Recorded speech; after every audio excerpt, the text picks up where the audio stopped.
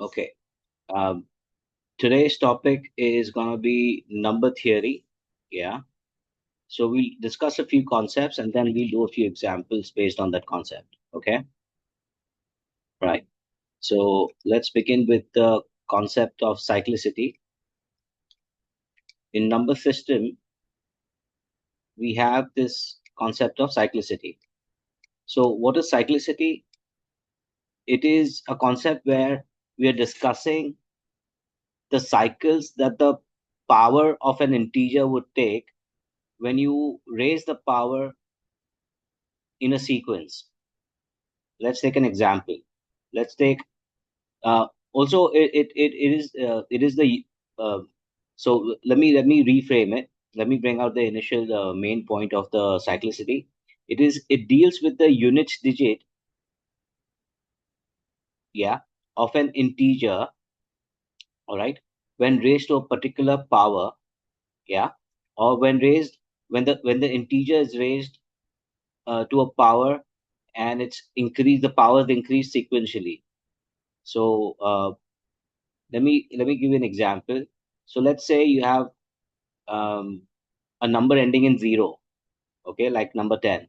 When I raise it to power one, it is 10. When I raise it to power two, it is 100. So cyclicity deals with the units digit of an integer when raised to a power, and those powers when raised sequentially. So as you can see, any number ending with zero, yeah, when raised to a particular power, its units digit will always remain zero. Yeah. Okay. Similarly, when you have a number ending with 1, when you raise it to a particular power, yeah, and when you raise the power sequentially, like, 11 to the power 1, 11 to the power 2, you will see that the number will end. So I'm not sure whether 11 cube is 1321. I'll just double check that. It's 1331. Okay. So you'll see that it is ending with 1. Okay. So what you notice out here, that when an integer ending with 0 is raised to a power, then the outcome that you get will always end in 0. Similarly, when you have a number ending with 1, so I've taken the example of 11. It could be 41 also. It could be 91 also. Yeah. So I've taken the example of 11. I've raised it to the power of 1. Yeah. And then I raised it to power of 2. I raised to power of 3, and I found out the outcome always ends with the units digit 1. The outcome has a units digit which is always 1. Yeah. Now let's see another number like 15. So 15 ones are 15 to the power 1 is 15. 15 square is 225, and so on. Any number ending in 5, when you raise it to a particular power, its outcome will have a units digit will that is also equal to 5. Okay. Yeah. And then there's another number 16. Yeah. So 16 raised to 1 is 16. 16 square is 256, and so on. Any number ending in 6, when raised to a particular power, yeah, its outcome will have a units digit which is also equal to 6. So these are the cyclicities of 0 when raised to powers, right? So 0, yeah, to the power 1, 0 to the power 2, 0 to the power 3, and so on. So these are the powers, and this is the number ending, or you could say the units digit of the outcome, units digit. Yeah. Similarly, when 1 raised to the power 1, 2, 3 will all end in 1. So the cyclicity out here is 0 zeros for any number ending in 0, ones for any number ending in 1, right? Fives for any number ending in 5. Yeah. And same thing for the 6. So any number ending in 6, when raised to the power 1, 2, 3, will also end up with 6. So the cyclicity of 0, 1, 5, and 6 is that the units digit remains the same. Yeah, like the original number. Now let's look at another um, scenario or other numbers. Okay, so now what we have is, so we discussed cyclicity of 0, 1, 5, 6. Now we'll discuss cyclicity of 4. Okay, so let's say you have a number ending with 4, like 14. 14 to the power 1 is 14. 14 to the power of 2 is 196. 14 to the power of 3, so I'll just calculate that. That is 14 into 14 into 14. It ends with 4, 6, 4. So what you can do is, in order to simplify this, simply take 4 instead of 14. So 4 to the power 1 is 4. 4 to the power 2 is 16. 4 to the power 3 is 64. And 4 to the power 4 is 256, and so on. When you have 4 to the power 5, you'll realize that it'll end in 4. When you have 4 to the power 6, you'll realize it'll end in 6. So what you can say is that the odd powers end in 4, and even powers, yeah, even powers will end in even powers will end in 6. So any number ending with 4, any integer ending with 4, when you raise it to a power, and the power, if it's odd, then the units digit of the outcome will remain 4. However, if the integer is ending with 4 and you raise it to an even power, then the outcome's units digit will be 6. So therefore the cyclicity of number 4 is 4646 4646. That's how it goes, the units digit. Similarly, for 9, yeah, any number ending in 9 will have a cyclicity of 919191. Yeah, look at the units digit. So odd powers will end in 9, even powers will end in 1. So now we've worked out 0, 1, 5, 6, where the cyclicity doesn't change. It remains 0 throughout, 1 throughout, 5 throughout, 6 throughout. For number 4, it is 4646. For number 9, it is 9191. That's the cyclicity of 0, 1, 5, 6, 4, 9. So now what remains is the cyclicity of number 2, 3, 7, and 8. Okay.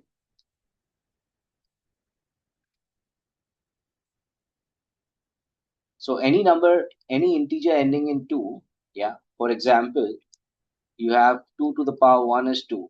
2 to the power 2 is 4. So it could be 12 also, it could be 22 also, but when you square it, the number will end in 4. When you raise it to power 1, the number will end in 2. 2 cube is 8. So any number ending in 2. So for example, 12 cube, 22 cube, 42 cube, those numbers will end in 8. Yeah. 2 to the power 4 is 16.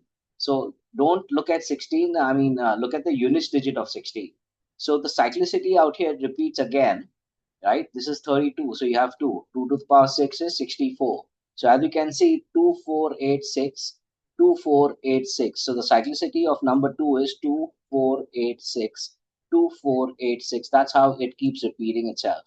So if I were to ask you 2 to the power 25, what would be the units digit of this number, right? So all you have to do is look at this 1, 2, 3, 4. This is the fifth one, right? So the 25th one out here. So you know that it goes in cycles of 4. So up to 24, you have 6, and then 25th one will be 2. So therefore, this number 2 to the power 25 will end in 2. Understood? Yeah. Now, we'll work out the cyclicity of 3. 3 to the power 1 is 3. 3 to the power 2 is 9. 3 to the power 3 is 27. So look at the units digit. 3 to the power 4 is 81. So this 3 to the power 5 is 243. So we have 3. So again, as you can see, 3971, and then, it begins with 3971 again. So number 2 has cyclicity of 2486. Number 3 has cyclicity of 3971, and then 3971. It keeps repeating. Got it? Yeah. All right. So far what we have done is uh, we have worked out 0. Yeah. We worked out 1. We worked out 5. We worked out 6. We worked out 4. Yeah. We worked out 9, 2, and 3. Okay, right? So now we have to work out 7 and 8. But before that, remember cyclicity of zeros are zeros. 1 is 1. 2 is 2, 4, 8, 6, 2, 4, 8, 6. 3 is 3, 9, 7, 1, 3, 9, 7, 1, and cycle repeats. 4 is 4, 6, 4, 6. So remember the even powers, yeah? The even powers are ending with 6 and the odd powers are ending with 4. Then we worked out 5, which is 5, 5, 5 throughout, yeah? 6 is 6, 6, 6, 6 throughout. So left is 7 and 8. We'll work it out in a minute. 9 is 9, 1, 9, 1. So even powers are ending with 1. Odd powers are ending in 9. So 7 and 8. So we'll just work it out. 7 ones are 7 to the power 1 is 7. 7 square is 49. And then you don't need to do 7 cube. Just multiply 9 with 7. So we know that 49 is 7 square, right? So if I have to multiply this by 7, I'll get 7 cube. So I'll just multiply this by 7. So 7 nines are 63. So I know that 7 cube or any number ending with 7 when raised to a power 3 will end in 3. And then we have 60, some number ending in 3, again when multiplied by 7 will be 7 to the power 4, right? Okay, so that's 7 3 that 21. And then again, when we have 7 to the power 5, so we know that some number ending with 1 when multiplied by 7 will end with 7. So the cycle repeats itself, 7931, 7931. And finally, 8 is 8 to the power 1 is 8. 8 to the power 2 is 64. So we'll take the 4. And then again, we know that 8, a number ending with 4 is 8 square. So 8 cube will be 4 into 8, 32. So not in the sense that whatever the number is ending with 4, when multiplied by 8, yeah, so this is 7, this is 8 square into 8. So we have some number ending in 4, like 64 into 8 will be, um, I guess, 1028 or something. I don't know. But it'll be some number ending in 2. So I think it'll be 64 into 8 is 512, right? So we know that it is ending with 2, right? This one. So then we don't need to know the actual 512. We know that 4 8s are 32. It's just some number ending in 2. So that is the outcome for 8 cube. It is some number ending in 2.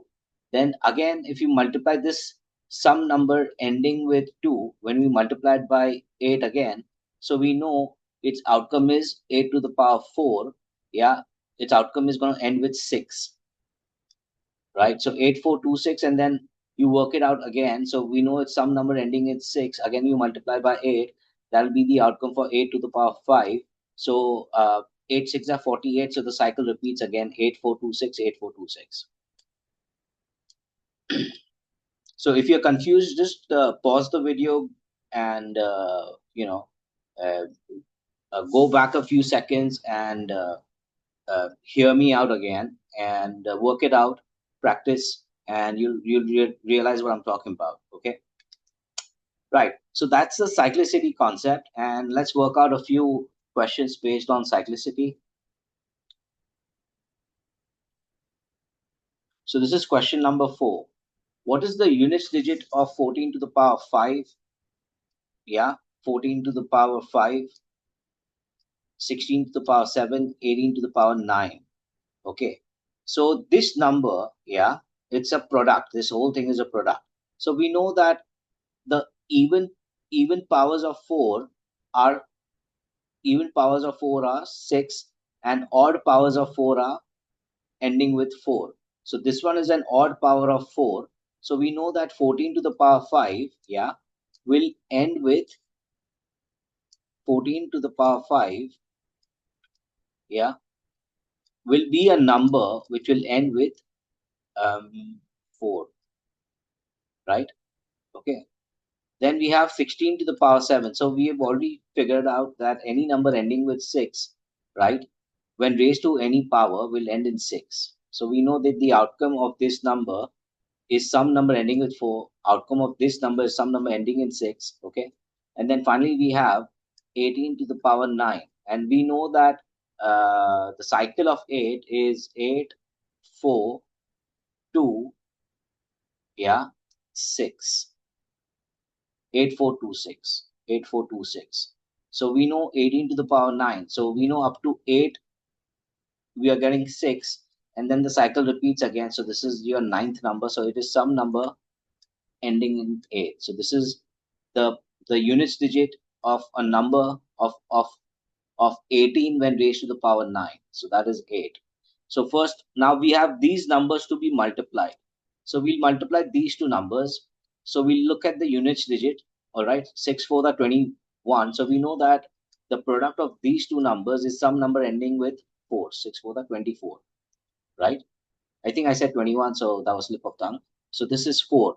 And now we multiply this number with this number, and it is 8 4 the some number ending in 8 multiply with some number ending in 4 will give you 8 for the 32, so units digit of 2. And therefore the answer for this question will be, what is the units digit? It is 2. Got it? Okay. Now let's look at the fifth question. Which of the following cannot be the square of an integer? So we'll quickly work out the cycles again, right? So let's take numbers 0, 1, 2, 3, 4, 5, 6, 7, 8, and 9. So square of 0 will end in 0. Square of 1 will end in 1. Square of 2 will end in 4. Square of 3 will end in 9. Square of 4 will end in 6. 5, 6, 9, 64, 4, 9 square are 81. So as you can see, these are the squares and these are the integers. Okay, integers and squares. All right, which of the following cannot be the square of an integer? So we got a 0 as a square, we got a 1 as a square, we got a 4 as a square, we got a 5 as a square, we got a 6 as a square, yeah, and then we got a 9 as a square. Any other numbers which cannot be a square? So the numbers that cannot be a square are 2, 3, 7, and 8. So any integer that you take and you square it, that outcome will never end with a unit 2, 3, 7, or 8, or units digit 2, 3, 7, or 8. And in the answer options, we have got a 9er, 6er, right? We've got a 9er, 6er, 5er, 4er, but 2 is the answer out here because square of an integer cannot end with 2. So this particular question did not require cyclicity because these are 3-digit numbers, and if you're good with your squares, so you know that a 3-digit number with a 3-digit square of an integer 144 you can have. This is 225 for 15 square. That's for 12 square. That is for two. I think this will be 256, 250, 16 square, and this is I think number ending in 9. So that would be 169 for 13 square, right? So you could have worked it out that way instead of using the cyclicity theory. Yeah. So remember, every math question can have more than one way to solve a question. So cyclicity is the trick. Yeah. So you don't have to always forcefully use the trick. Sometimes you just have to be using your common sense. Yeah. And you should probably even be good at your squares of integers, especially up to 20. Okay. So that way you could have solved this question without using the cyclicity. However, if you don't remember your squares, you can use the cyclicity to solve this question. Okay.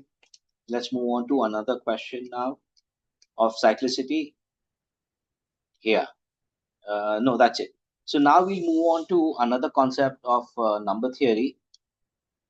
So we'll solve a question to explain you the concept. Okay. So look at question number 1.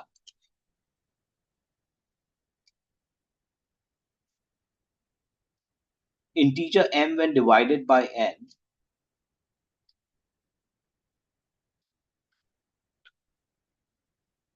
gives a remainder of 6. Given to us is m upon n is 43.08. Which of the following is the value of n? All right. So we have to figure out the value of n. Okay. So before solving this question, let me give you a simple example. If I've got 5 upon 2, yeah, which is equal to 2.5, right? Correct. And if I were to use the long division method, yeah, a simple division method, then I know 2 to the power 2 is 4, and I get a remainder of 1. So that is my remainder. Correct. That is my quotient, and that is my divisor. So this expression, I can manipulate it like this also, or rewrite it this way also, right? 2 goes out here, so 5 is equal to 2 times 2.5. I can further simplify this as 2, that 2.5 I can break it down as 2 plus 0.5, and then further I can simplify it as 2 times 2 plus 2 times 0.5, and then you realize this is equal to 4 plus 1, where 1 is your remainder. So this part is what we need to work out for this question out here. Okay, so I'll just solve it in this space out here. So we got m is equal to n times 43.08, which is equal to n times 43 plus 0.08, yeah, which is equal to n times 43 plus n times 0.08, and I know that this will be my remainder, and therefore they've gives a remainder of 6 when m is divided by n. So I know that n into 0.08 is equal to 6. Therefore, n is equal to 600 by 8, which is 75. Okay, and that's it. So which of the following is the value of n? N is 75. So that's another concept. It is the number system concept of quotient, remainder, divisor. Yeah. Let's take another question on this concept.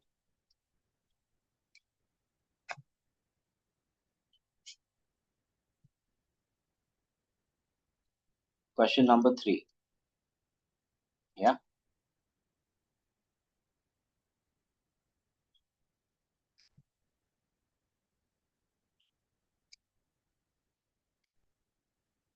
Right. Integer m when divided by integer n could give which of the following as a remainder? So, right. So gives us, and it's given to us is this is 23.06. So once again, we'll simplify this as n times 23.06, which is n times 23 plus n times 0.06. So obviously, I'm not breaking down. Yeah, the breakup part is this 23 plus 0.06. Yeah, and then you get 23 plus n times 0.6, and you know that this is the remainder, right? Okay, so now they've given us what? They've given us m, which is an integer, n, which is also an integer. So now n into 0.06, yeah, which of the following could be the remainder? When divided by n could give us. So it is not a 100% possibility that this is definitely, but it could be the possible answer. So n into 0.06, if it is 3, right? If the remainder is 3, right? Okay. So in this expression, what we're doing in this question, what we're doing is we're using the answer option as one of the clues or one of the informations to solve the question. So suppose let's say that n into 0.06 gives us a remainder of 3. Yeah. Then how do we figure out that 3 is the right answer? For that to happen, the expression n should be an integer value. If n is not an integer value, then we know that that 3 cannot be the remainder. But if n becomes an integer after solving this expression, then we know that n is number 3 is the remainder. Okay. So let's try this out. So when we simplify this, we get n is equal to 300 over 6. 300 over 6 is 50. Yeah. So we got n as an integer. Therefore, 3 is a possible answer. Now, just to show you that why 4, 5, 7, 8 does not work. So when we say that n into 0.06 is equal to 4, then we end up getting 400 by 6. And that is 2 threes are, 2 200s are. So 200 by 3 is a fractional number, and they've given us that n is an integer. So this n value is a fractional number and not an integer. Therefore, we know that 4 is not the answer. Again, n into 0.6 is equal to 500, is equal to 5. So therefore, we simplify this, n is equal to 500 by 6. So 2 threes are, 250s are, and again we know 250 by 3 will be a fractional number. So 5 is not the answer. And then so on, you can work out this also. So I'll just work it out in this box out here. So n into 0.06 is equal to 7. Yeah. So that is n is equal to 700 by 6. So 2 threes are, 2, 350s are, 350 by 3 will be a fractional number. And so therefore n becomes a fractional number and it's given as an integer. So therefore 7 is also out. And finally, we have, I'll work it out here, n into 0.06 is equal to 8. So n is equal to 800 by 6. So 2 threes are and 2 400s are, and we know 400 by 3 is a fractional number, therefore 8 is also out. So 3 gave us an integer value 50, and therefore we've used the answer option to solve this particular number system question using the concept of quotient remainder divisor. Okay. Now we'll move on to another concept. So this concept doesn't have really any uh, name other than factors, you could say. Yeah, right. This is the way it is. Okay. So let's look at question number 2.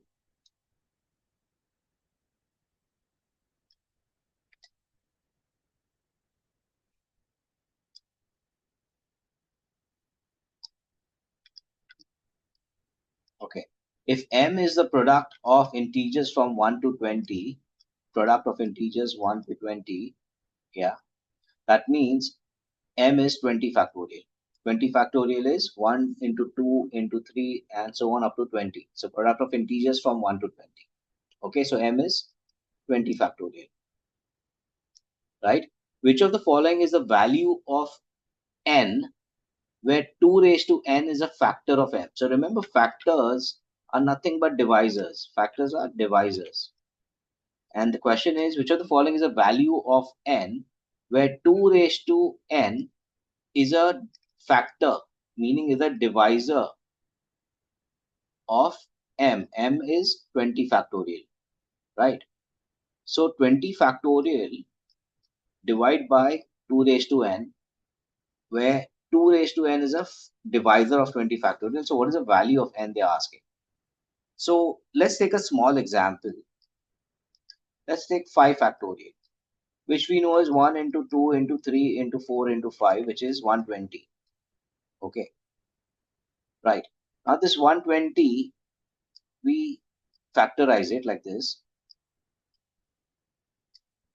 or we, kind of, yeah, so it's factorizing it. So what we found out is that 5 into 3 into 2 into 2 into 2 gives us 120. So how many 2's did you get? How many 2's did you get out here? You got 3 2's.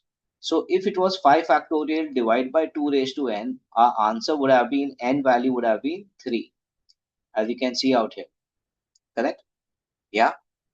Similarly, we need to find out how many 2's are there in 20 factorial. So in the 5 factorial example, yeah, we found out that we don't need to consider 1, 3, and 5. We should only focus on 2's, numbers which have 2 in there.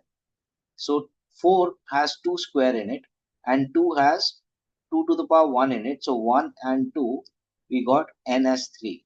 So that's another way to look at it, and that's the way we're going to look at it for the time being, okay, to solve this question.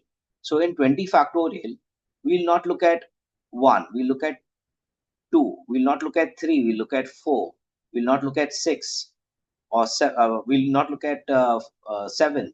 We'll look at 6 and then all the even numbers basically. Yeah. Okay, so 12 and then we have 14, 16, 18 and 20. So in 2, we have 2 to the power 1. In 4, 2 square. Out here we have 2 to the power 1. In 8, 2 to the power 3. 10 we have 2 to the power 1. 12 we have 2 to the power 1. 14 we have 2 to the power 1. 16 we have 2 to the power 4. 18 2 to the power 1. Yeah. And 20 is 2 to the power 2. Why? Because 4 5 are 20. So 4 is 2 square. And now we just need to add up these powers.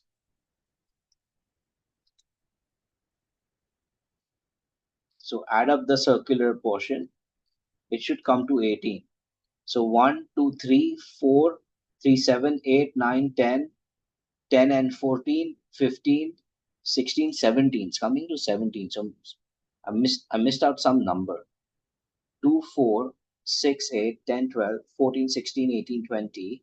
So this is 2 square. So it'll be 2 plus 1, 3, 4, 7, 8, 9, 10, 13, 14, 15, 16, and 17. So we got 17 out here. When I calculated, I got 8. So let me double check this. This one is wrong. This is 2 square, right? This is 2 square. Why? Because it's 4 3 are 12. 4 3 are 12. So 4 is 2 square. So we got 18 out here. So n is 18. But this is a very cumbersome way of solving a question. Yeah. Like I made an error. Anyone could make an error, right? Yeah. So a better way to solve this question is using the technique out here. So there's no, I don't know, have a name for this technique. Maybe the mathematicians could have a name for it. So what I do is I simply find out the quotients, right? So when I divide, I take the 20 factorial, I divide by 2 and I write down the quotient 10, right? The quotient of this is 10. Again, I divide 10 by 2 and I write down the quotient. The quotient is 5 and I keep adding the quotients, right? Again, I divide 5 by 2 and the quotient is 2, right? 2 to the 4, remainder is 1, like that. Okay, so the quotient is 2. Then I take the quotient divided by 2, yeah, and I got a quotient of 1. And that's about it, because now 2 cannot go into 1, yeah. 2 goes into 1 0 times, so we'll keep getting zeros. So avoid that and just simply add this up and you'll get 18 as your answer. Yeah, got it? So that's another concept of number theory. So you could use this technique. All right. Now there is one I recall. I haven't given you an example for it. Yeah, but I'll discuss it right now anyway. So I recall that there's another number system theory. Yeah. So let's say it's based on factors. So um, let's say we have to find out factors. So let's talk about 18. 18 has how many positive factors? Remember, factors could be negative as well.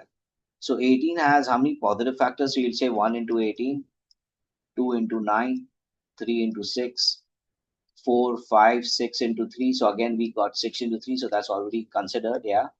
And that's about it, I guess. So there are 6 factors of 18. 1, 2, 3, 6, 9, and 18. Yeah. So there are 6 factors of 18. 1, 2, 6 positive factors, because even negatives could be your answer. All right. So right now we're only considering positive factors. So 18 has 6 positive factors. Now let's say I give you a very big number, right? 1896, right? So how many factors does 1896 have? All right. So in order to uh, solve questions, yeah, which are bigger numbers. So let's just say it's not 1896, but let's say it is something like 2 to the power 15 into 3 to the power 4 into 5 to the power 3. So if this is x and I ask you how many factors does x have? How many factors, how many positive factors does x have? Okay, so they use the words like positive factors. Okay, so if I just ask you how many factors of 18, so your answer is not only 6 plus 6 negatives, So 6 positive factors, 6 negative factors. So your answer will be 12. All right. So I'm gonna make it more precise. So how many positive factors? How many positive factors does X have? So now how do I solve this question? It's such a big number. I cannot write 1 into 2, 2 into 9, 3 into 6 and solve this question. So there's a technique. The technique is, how do I write down 18 in exponent form? So I know that 18 is 2 times 9. And in exponent form is 2 to the power 1 and 3 square. Correct? Right? So now we already found out that 18 has 6 positive factors. Now if you look at the powers out here, the power is 1 and 2. So the technique is, you raise this 1 by 1 and you raise this 2 by 1 and you end up getting 2 and 3, and then you multiply that and you end up getting 6. All right. Let's take another smaller example. Yeah. So let's take 24. Right. So for 24 we have 1 into 24, 2 into 12, 3 into 8, 4 into 6, and I guess that's about it. We don't have any more. So there are 8 factors of 24. Now in the exponent form, 24 can be written as 3 into 8. So that is 3 to the power. So that is 3 to the power 1 and 2 cube. Correct. Now if I increase if I increase the power 1 by 1, I get 2. If I increase the power 3 by 1, I get 4. So I multiplied these two increased numbers, two fours are, and I got 8 factors. So that's the concept we're going to use for X out here. So this X is already in the exponent form. All right. So we increase 15 by 1, I got 16. We increase 4 by 1, I got 5. Yeah. And I increase 3 by 1, I got 4. I'm going to multiply that. And this multiplication, that is 16 times 20, that many positive factors X will have. So that is 320 positive factors. Make sense? So that's the technique, and obviously I'm not giving you a question on it. So consider this to be the example for this fact. Okay, right. Okay, now we move on to the last part, the last concept, that is HCF and LCM.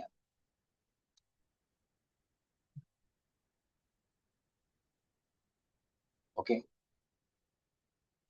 So least common multiple. What do you understand by least common multiple? What do you understand by least common multiple?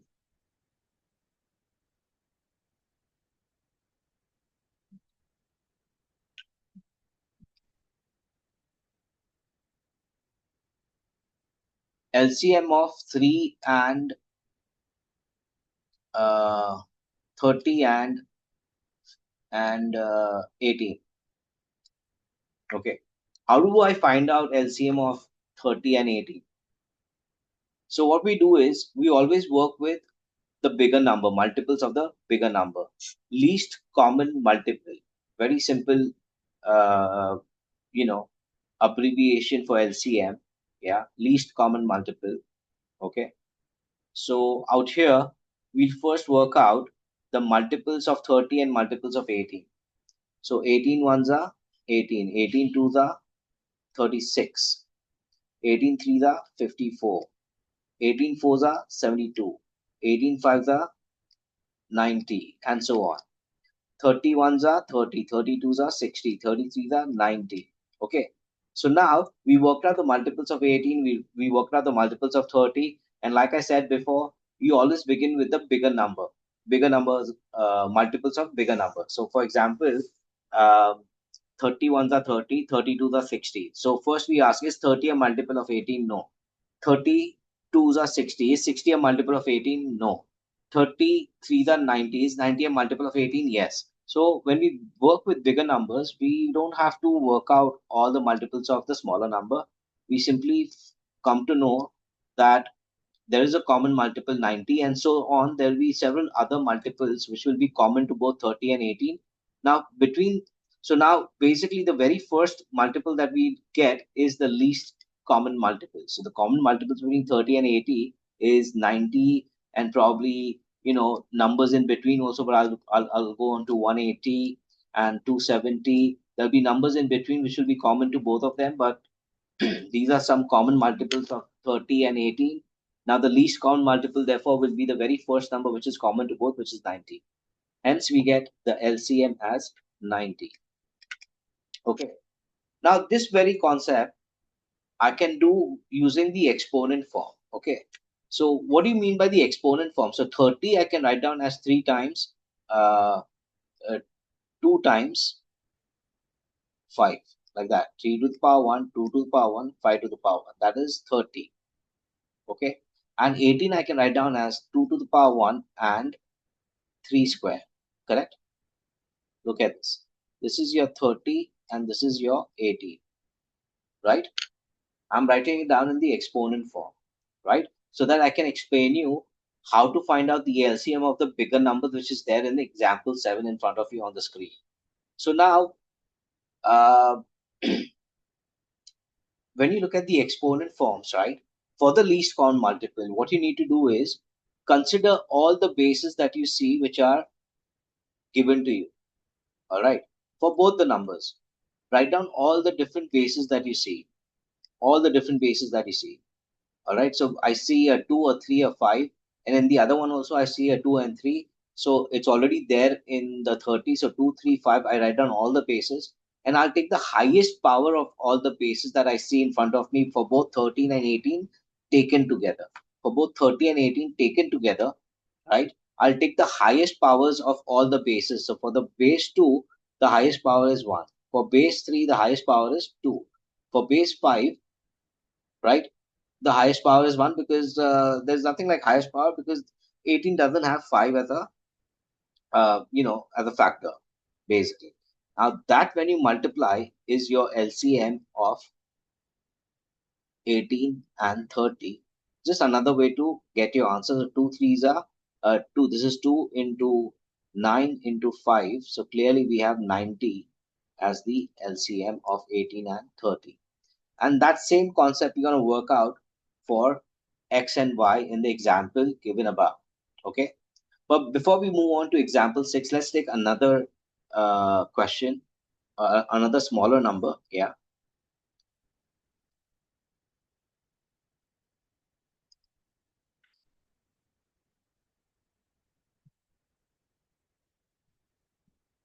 So find LCM of 16 and 45. Okay. Right. So like I said, work with the bigger numbers, right? 45 ones are 45. Is 45 multiple of 16? No. 45 to the 90. Is 90 a multiple of 16? No. And so on, we move on. So I think I've taken a bad example, but we can work it out. Hang on a minute. Yeah.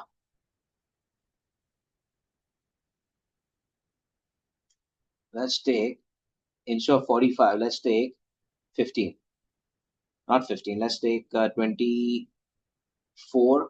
Yeah. Let's take 24. Okay. Right. So 24 ones are 24. 24 twos are 48. Is 24 multiple of 16? No. Is 48 a multiple of 16? Yes, because 16 threes are 48. And hence my LCM of 16 and 24 is 48. Okay. That is my LCM of 16 and 24. Now we're going to write down 16 in the exponent form, which is 2 to the power 4. I'm going to write down 24 in the exponent form, which is 6 fours are. So it's 2 into 3 into 4. Correct? Yeah. And now, for the LCM, the technique was, we'll consider all the bases that we see. So 2, 3, and 4 we write down. And then we look at the highest power of 2, 3, and 4. So the highest power of 2 is 4. Highest power of 3 is 1, and 4 is 1. So out here, obviously, it is 3 eighths. It is 3 eighths. So I can rewrite this down as, my bad. Hang on a minute.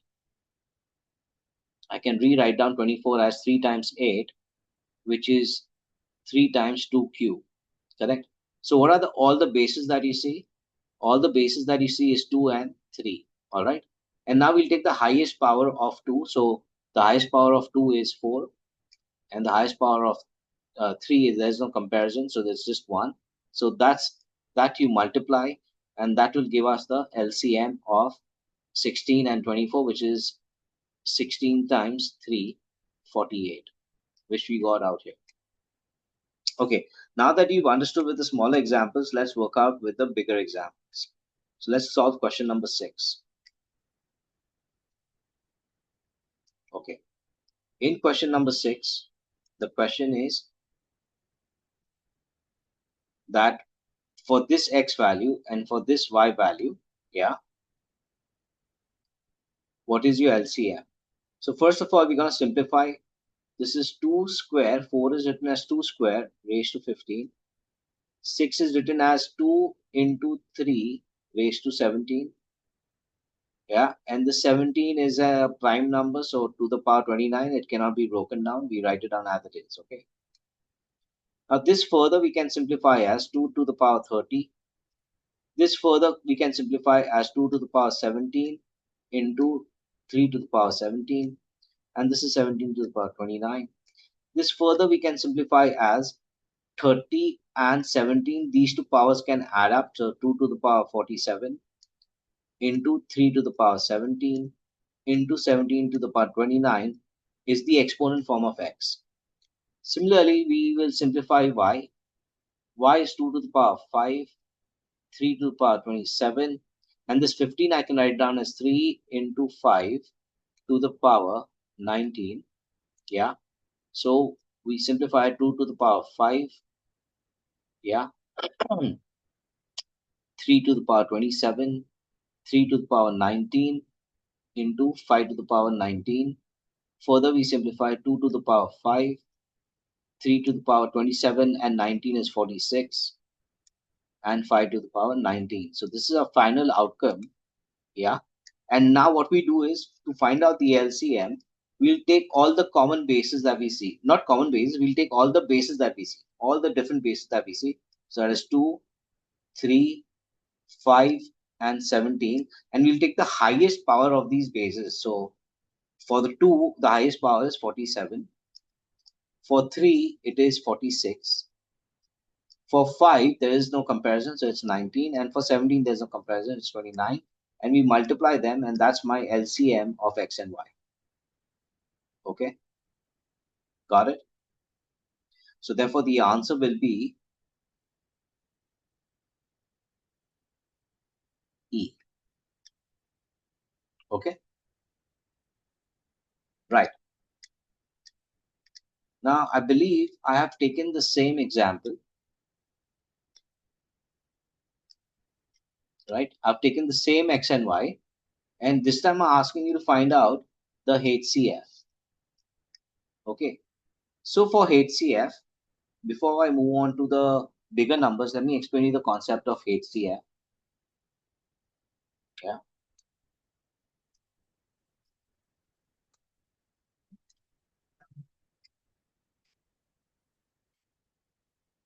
Highest common factor. So the highest common factor, yeah, let's consider using example 6 and 16. Okay. So first of all, highest common factor, we'll go with the words factor. So which are the factors of 6? 1, 2, 3, and 6. Which are the factors of 16? 1, 2, 4, 8, and 16. Okay. So these are the factors of 16, 1, 2, 4, 8, 16. These are the factors of 6, 1, 2, 3, and 6. So we got the factors of 6 and 16. Now we'll take the common factors. So which are the common factors? Which are the common factors? It is 1, 1, 2, not 4, not 3. That's it. 1 and 2. All right. These are the common factors. We don't have 6 as the common factor. We don't have 3 as the common factor. We don't have 8. We don't have 16. So 1 and 2. Now the question is, from these common factors, which is the highest common factor? The highest common factor is 2. Got it? And that's how we got our answer for the 6 and 16. Very basic. Now, suppose we write down 6 in the exponent form, then it is 2 to the power 1, 3 to the power 1. And suppose we write down 16 in the exponent form, it's 2 to the power 4. So now to find out the highest common factor using the exponent form, first of all, we do not take all the different bases, we only take the common bases. So which is the common base between this number and this number out here? The common base is 2, and that's it. We'll just take 2. Okay, you got it? And then we'll take the least power of the 2. We'll take the least power of the 2. So the least power out here is 1. And therefore, that's how we get the answer 2, highest common factor. Let's take another example before we move on to the main question. Okay.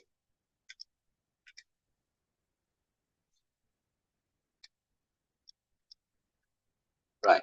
So find the highest common factor for 15 and 36. Okay. So we can write down 15 as 3 to the power 1 into 5 to the power 1, and 36 we can write it down as 9 fours are, so 3 square into 2 square, right? 9 fours are.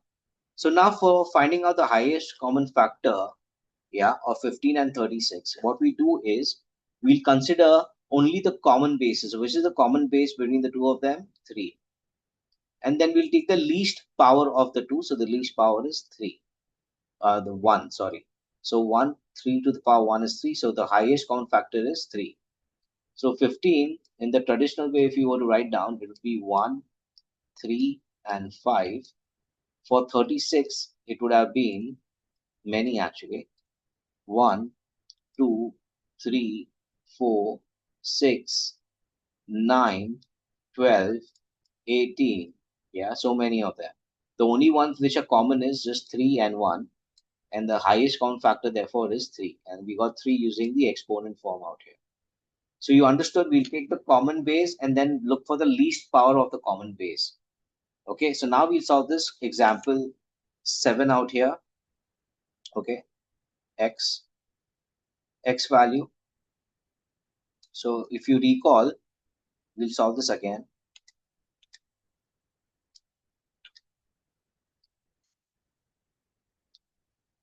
Right. So now for x, I can write it down as 4 is 2 square to the power 15, right? And then we have 6 as 2 into 3 to the power 17. And then we have 17 to the power 29. This I can simplify as 2 to the power 30, and then 2 to the power 17, 3 to the power 17, and 17 to the power 29, which I can further simplify as 2 to the power 47, 3 to the power 17, and 17 to the power 29.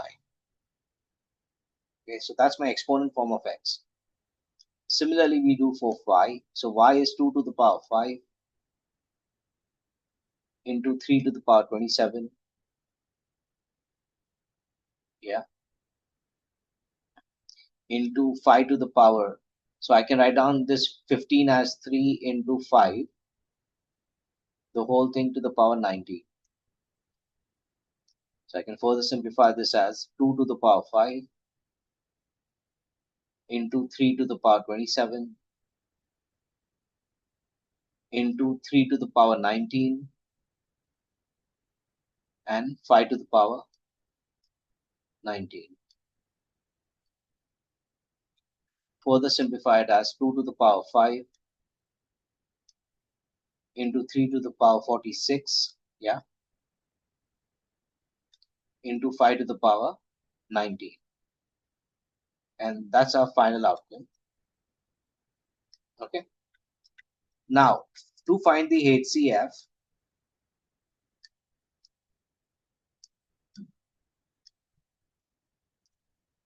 we look at the common base. So which is the common base out here? 2 and 3. So we write down 2 and 3.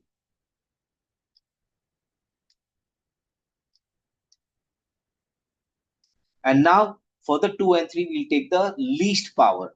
So least power of 2 is 5, and the least power of 3 is 17. And that's it. This product is a highest count factor for x and y. And that's it. With this, we are done with the questions in the worksheet, and I hope we've understood a few concepts of number theory. There are infinite concepts of number theory, right? So that's it. I can't cover everything. So, and the video will also become too long. So we'll stop here. Thank you very much.